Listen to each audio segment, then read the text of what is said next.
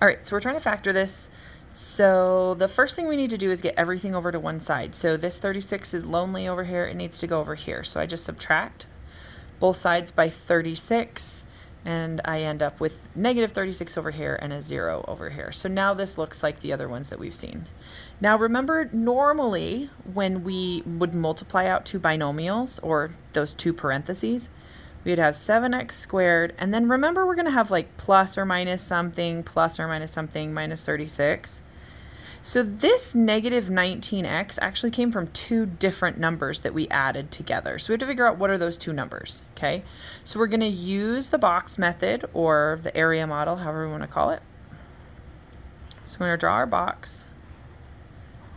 Okay, we put our 7x squared here and our negative 36 here. Okay, now remember, these are the two numbers that we're trying to figure out, like what were those numbers that we multiplied together, or that we added together to get our 19.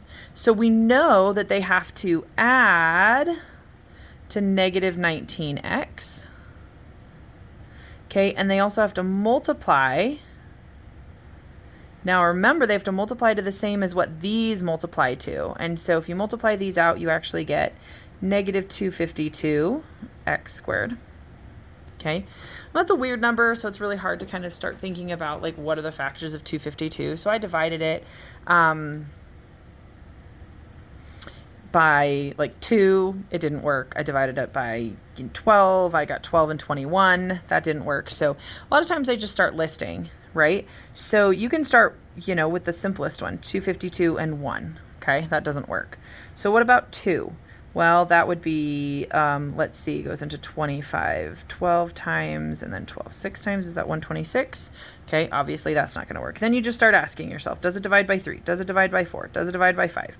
Right? So you can do it that way. You could also just start guessing and checking and figuring out like what are some numbers that I could pick.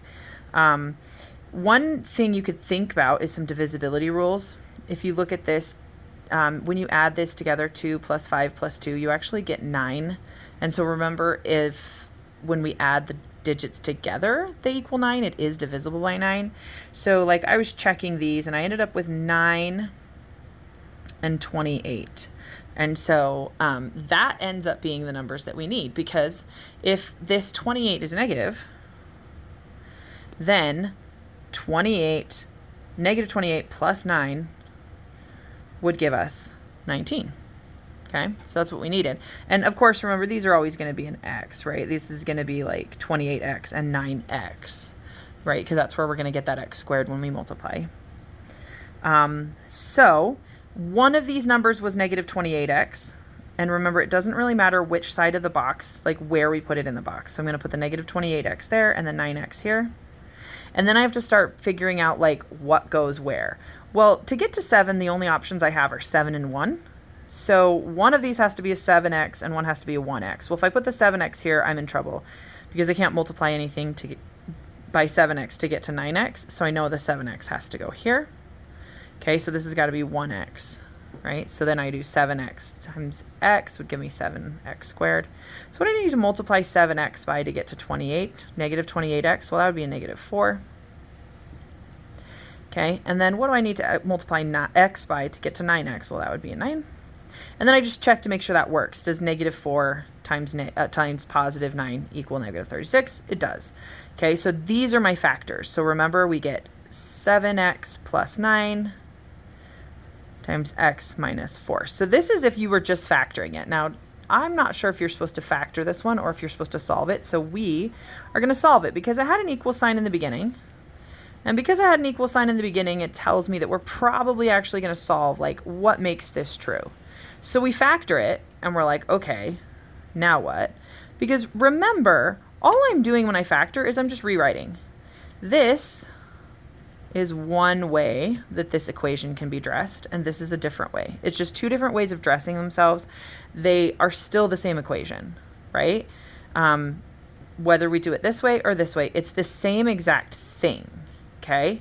So I just rewrote this instead of writing it like this. I just rewrote it like this, factored. Okay, now here's the magic. 7x plus 9 times x minus 4 equals 0. So to get to 0, one of these two has to be 0, right? Because if I tried to take two numbers, any two numbers, you know, like A times B equals 0, either A has to be 0 or B has to be 0, right? There's no way to multiply any other numbers together to get to 0, right? One of them has to be 0. That looks kind of like a negative sign, so I'm going to cross that out so you don't think it's negative. So either 7x plus 9 has to equal 0 or x minus 4 has to equal 0. Okay, so to solve this, what we do is we say either 7x plus 9 equals 0 or x minus 4 equals 0. One of those two is true. Okay, so then we just solve these. Okay, now it's just a simple equation. This is like back to pre-algebra days, right? We figure out how do we solve these. Okay, if you want to, you can draw the line. Subtract 9 from both sides, and we get 7x equals negative 9. Okay, we divide both sides by 7, and you freak out a little bit because you're like, 9 doesn't divide by 7. Well, guess what? Remember, we're in algebra now, so you can just write it just like that, just like a fraction. Okay? Negative 9/7. That is a totally legit answer. You don't have to do anything with it. Okay, and then this one, we just add 4 to both sides. We'd get x equals 4. Okay, so now this is the crazy thing. Either x equals negative 9/7 or x equals 4. Either one of those, if you put either one of those numbers into the original equation, it would be true. Okay, so this, most of the time, quadratics are going to have two answers. And the why behind that really quick is just that, remember, a quadratic looks like this. It looks like a parabola. And we're looking for these two. We're looking for where does it cross the x-axis. And so oftentimes it's going to cross twice. Like sometimes it's only going to cross one time. And in a rare occasion, it's never going to cross, right? And then that's a totally different story, right? But most of the time you're actually coming up with two different numbers. So we came up with negative 9/7 and 4. So these are the two different places that it happens to cross the x-axis.